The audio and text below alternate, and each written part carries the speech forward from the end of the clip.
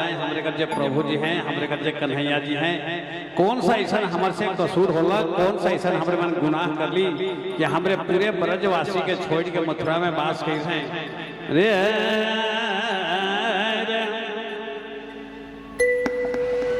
कौन कसूर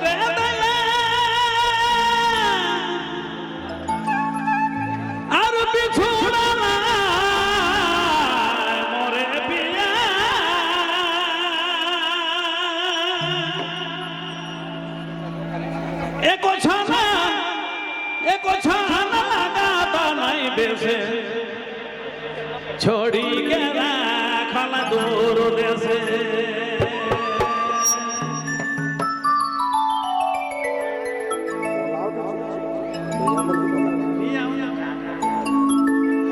एको छाना लगा बनाई बेसे छोड़ी के राखल दूर देसे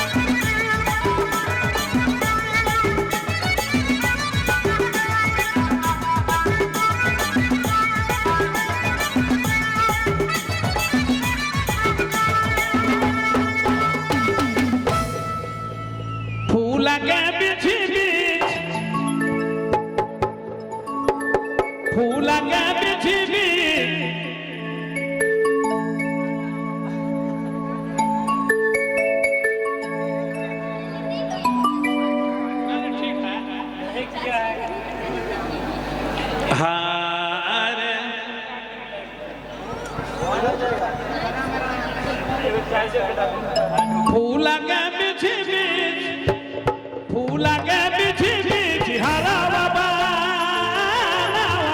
हरे बाबा